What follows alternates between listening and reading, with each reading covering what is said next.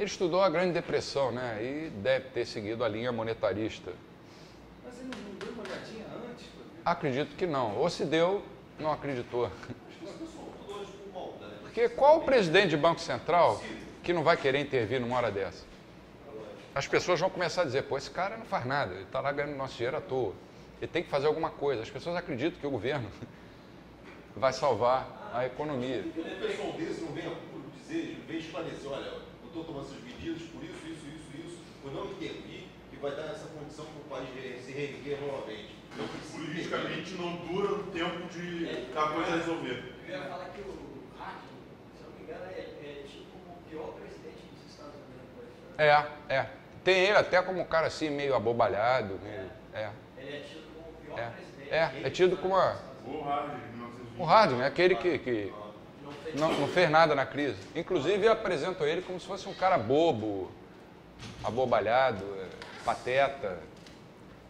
Vê como as pessoas distorcem as coisas, né, de uma maneira impressionante. Quem foi o grande presidente para essas pessoas? Roosevelt, que saiu torrando dinheiro e emitindo moeda. Bill Clinton. Outra figura também. Fez uma questão fiscal, né? A vida intelectual. Pelo amor. Outra figura também que era apreciada nos Estados Unidos. Muita gente É. Mas o Clinton Então, fez um baita ajuste fiscal, o né? paradigma keynesiano monetarista vem sendo usado, a palavra que eu encontrei melhor foi essa, tresloucadamente. Tresloucadamente. Se tiver uma melhor, me ajuda que eu substituo ali. Paradigma keynesiano monetarista. Quer dizer, as duas coisas ao mesmo tempo. Eu estava falando alopradamente. Alopradamente.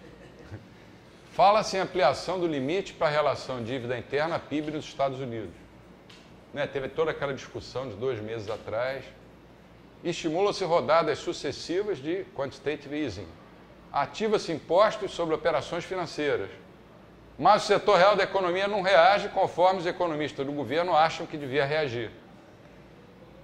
Que é a maneira que eles aprenderam nos livros de macroeconomia e nos papers onde eles estudaram. Está tudo lá nos papers que eu estudei no mestrado e doutorado. Eu tenho tudo guardado lá em casa. Eu acreditava piamente naquilo.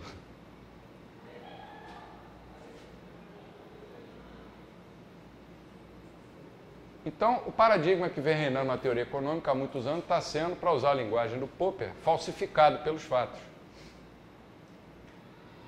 Os governos vêm usando e abusando tanto do arsenal keynesiano quanto da armaria.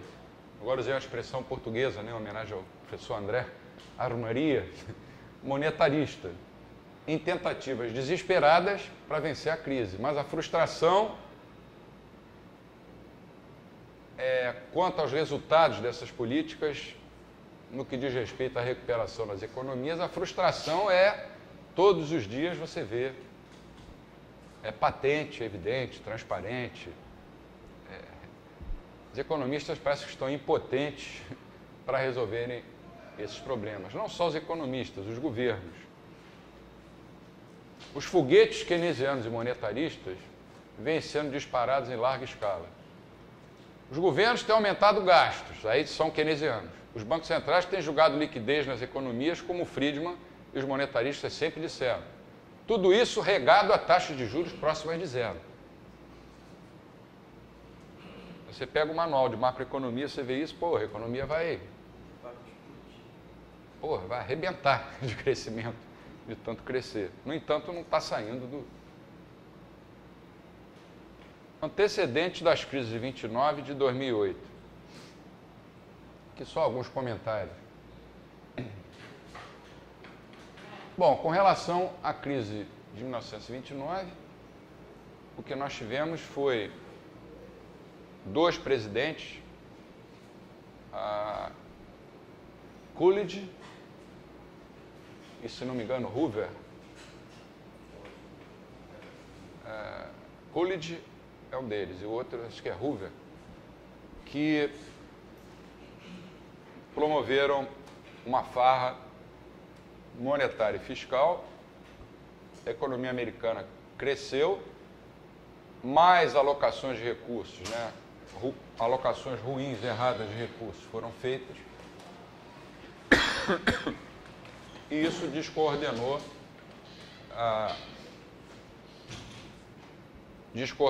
a poupança e investimento em termos intertemporais, tal como nós vimos naqueles gráficos de ontem. Quando veio a crise, ela veio de uma maneira muito forte, a Bolsa quebrou, né? Wall Street em 29, pessoas se suicidaram e os economistas ficaram meio tontos, né? O que a gente vai fazer? Não sei se nessa época o presidente, que era tido como idiota, como é o Harding, né? Não sei se ele ainda era vivo, mas se era, não deve ter ouvido ele. E a gente vai perguntar o que para aquele pateta? Ele vai dizer para ele não fazer nada?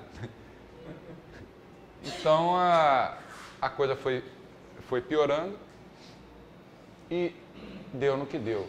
Já antes da publicação do livro de Keynes, a economia já dava sinais de que estava saindo da depressão. Mas o Keynes chegou com aquelas ideias novas, inegavelmente novas. Virou a economia de cabeça para baixo, em termos econômicos e éticos e morais. Forneceu aos governos argumentos que todos os governos querem ter, que é gastem mais, emitam moeda. Logo depois veio a Segunda Guerra Mundial, e aí não tem jeito, né? Aí eles tiveram que financiar a guerra, e aí ficou para a história a falácia, que eu espero que um dia venha a ser demonstrada como tal, de que o que salvou o mundo da crise, da Grande Depressão, como eles falam, de 1929, foram exatamente as políticas keynesianas. Quando, na realidade, a economia já estava se recuperando antes da aplicação das ideias do Keynes. Há um livro do Rothbard, The Great Depression, que vale a pena ler, em que ele coloca isso com muitos pormenores. A crise de 2008 está mais recente, todos nós conhecemos, né? A economia americana nos anos 90 vinha crescendo a taxas fantásticas, o mundo inteiro vinha crescendo, com exceção do Brasil. Me lembro que na época, né, a América do Sul crescia, toda a América Latina, o Brasil patinando ali. E aí eles achavam que aquilo não ia ter fim, que o progresso tecnológico, principalmente na área de informática, ia garantir a permanência da prosperidade. Em 1999, se não me engano, estourou a bolha da internet, né? E aí já surgiu o primeiro problema. Mas não deram, fazer um pequeno trocadilho, não deram bola para a bolha. Isso passa, a gente continua crescendo. Como no Brasil, em 1973, na primeira crise do petróleo, o lema do nosso governo, na época, 1973, era: o Brasil é uma ilha de prosperidade num oceano de depressão. Ou seja, toda aquela onda que o aumento, eles quadruplicaram o preço do barril do petróleo e aquilo arrebentou com a nossa dívida externa. Mas os nossos governos diziam: não, o Brasil vai continuar crescendo. A gente tinha crescido em 1971, se não me engano, 14%. E as taxas médias eram assim, 10%, 11%. Isso não vai afetar o Brasil.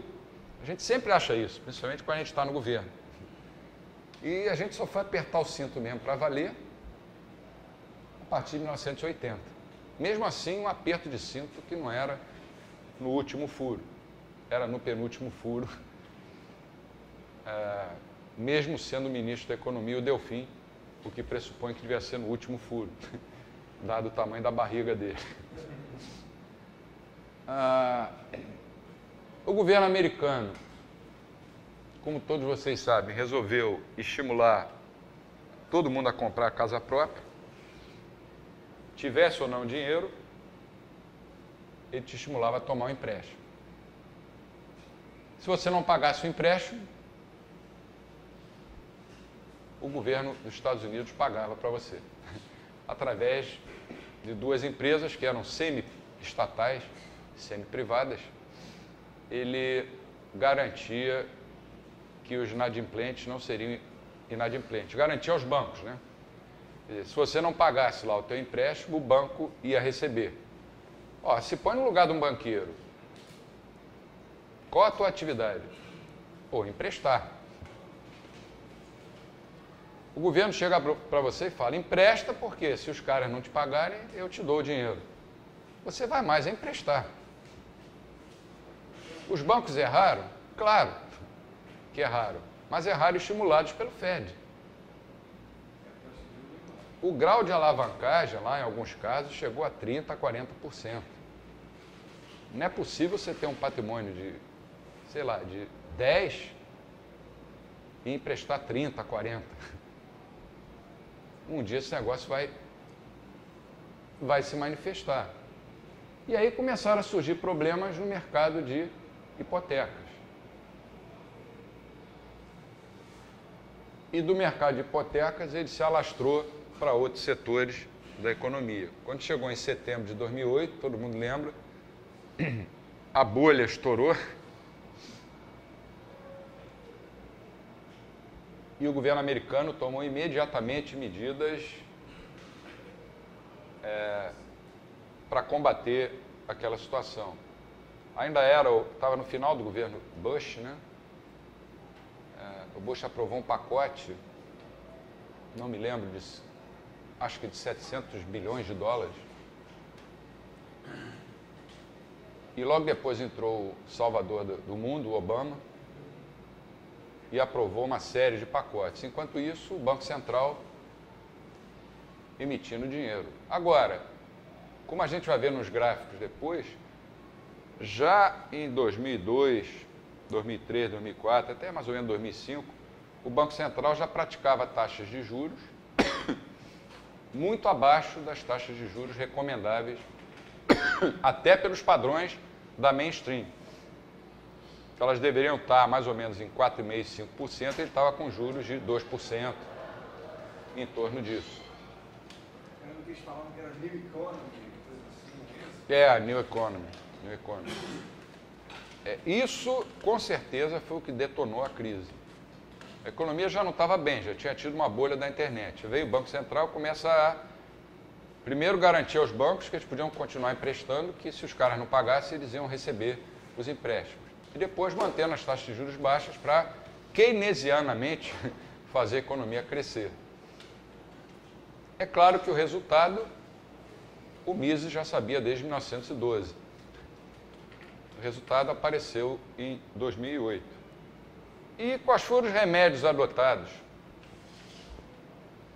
em 1929 e em 2008?